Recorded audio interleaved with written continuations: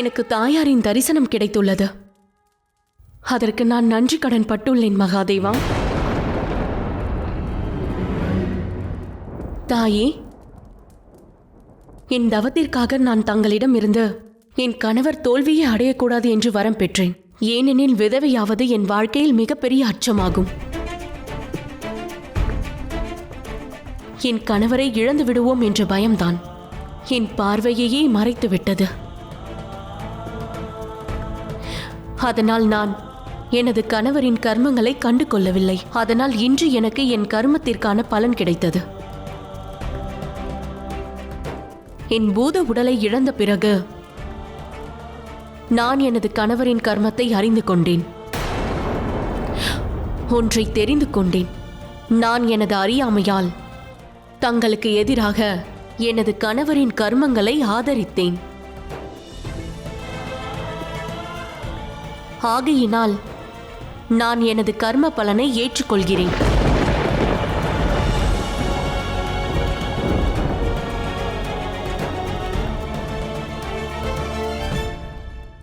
தாங்கள் கூறியது சரிதான் நாராயணரே.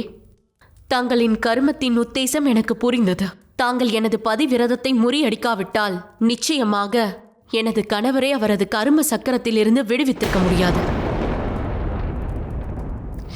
நான் தங்களை மன்னித்து விடுகிறேன். உன் புனித தன்மையை என்னால் இழக்க நேர்ந்தது பிருந்தா. அதனால் நான் உனக்கு ஒரு வரமளிக்கிறேன். இன்று முதல் இந்த பிரபஞ்சம் உன்னை பதிவிரதை பிருந்தா என்று அழைக்கும்.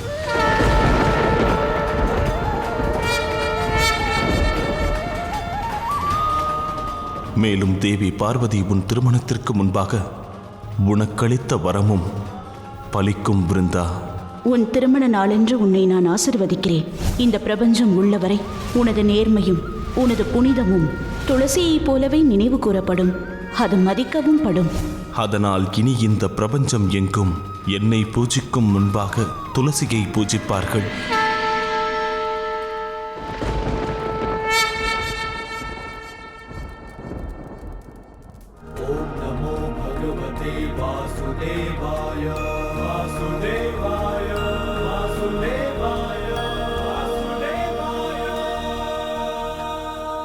தாயே, என்னால் நான் அளித்த சாபத்தை திரும்ப பெற இயலாது.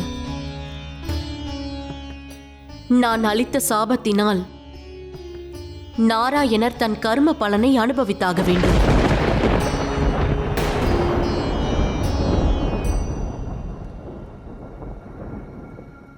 தாங்கள் யாரையும் பழிவாங்க தேவையில்லை. என்னை உங்களுள் ஏற்றுக்கொண்டு எனக்கு முக்தி அளியுங்கள்.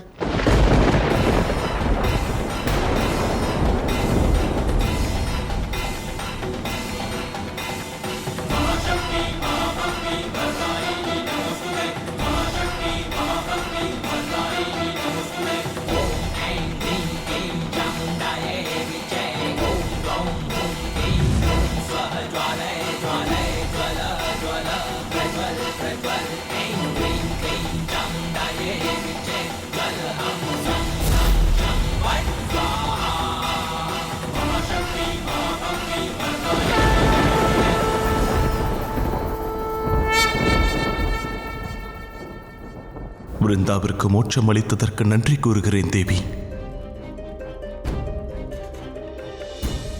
நான் வேறொன்றை நினைத்துக் கொண்டிருக்கிறேன் நாராயணா. விருந்தா தங்களை மன்னித்து விட்டாள். ஆனால் லக்ஷ்மி தேவி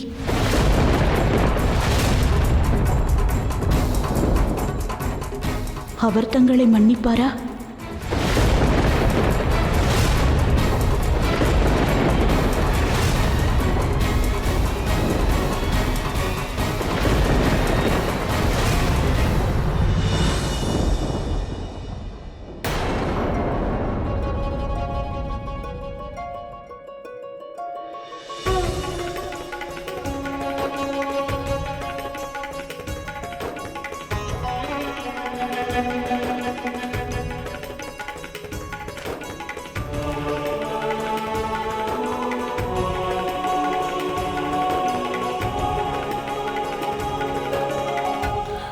லக்ஷ்மி, என்னை மன்னித்து விடு. மன்னிப்பா? தாங்கள் கருமத்தை புரியும் முன்னே மன்னிப்பு கேட்டுவிட்டீர்கள். அதற்கான பதிலையும் நான் கூறிவிட்டேன். அப்படி செய்ய வேண்டிய தேவை இருந்தது லக்ஷ்மி. நீயே அறிவாய், மும்மூர்த்திகளின் கர்மத்தை விதிதான் முடிவு செய்கிறது. அறிவே, தங்கள் விதிதான் தங்களின் கர்மத்தை முடிவு செய்தது. தங்கள் கர்மங்கள் என் விதியை எழுதியது.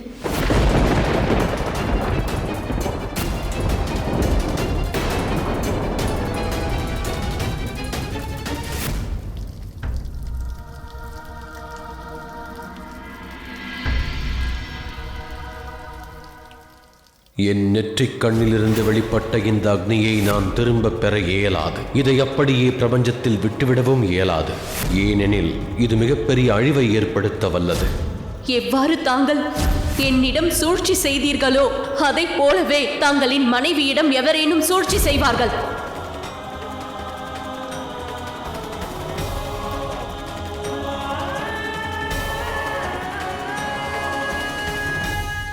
என்னவாயிற்று கௌரி? நீ ஆழ்ந்த சிந்தனையில் இருப்பதேன்? மூல காரணத்தை எண்ணுகிறேன். தாங்கள் அன்றே எவ்வளவு தெளிவாக கூறினீர்கள்.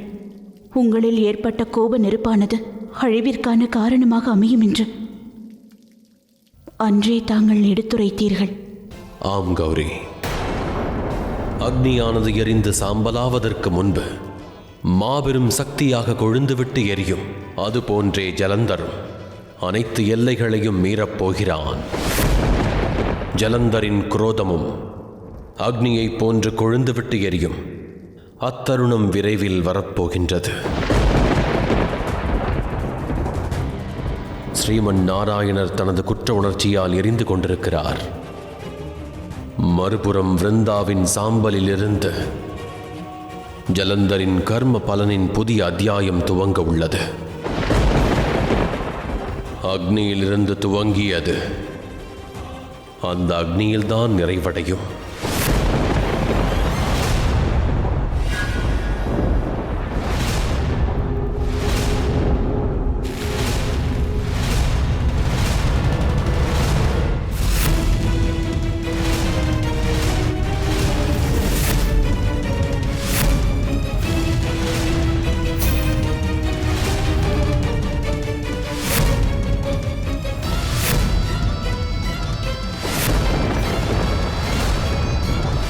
எனது கணவர் நெருப்பிலிருந்து உருவானவர். அதனால் விருந்தாவாகிய நான் அந்த நெருப்பிலேயே சமாதியாக போகிறேன். லக்ஷ்மிபதி,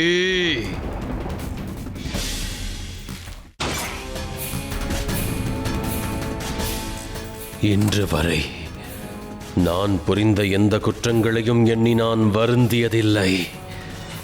ஆனால் இன்று முதன் முறையாக நான் எவ்வளவு தவறானவன் என்பதை உணர்ந்து விட்டேன். சூழ்ச்சி புரியும் எண்ணத்தோடு ஒரு பெண்ணை மணம் முடித்தேன். அந்த பெண்ணே என்னுடைய பாதுகாப்பு கவசமாகி இருந்தாள். சுயநலமின்றி என் மீது அளவில்லா அன்பு கொண்டாள். இன்று நான் என் தவறுகளை உணர்ந்து வருந்திக் கொண்டிருக்கும் பொழுது அந்த பெண்ணிற்கு எனது மனைவி என்ற உரிமையை வழங்க எண்ணுகையில், அவளுக்கு நான் மதிப்பளிக்க நினைக்கையில், அவள் இங்கு இல்லை, நான் தவறிழைத்து விட்டேன், அவள் எனக்கு வேண்டும். இந்த சாம்பல்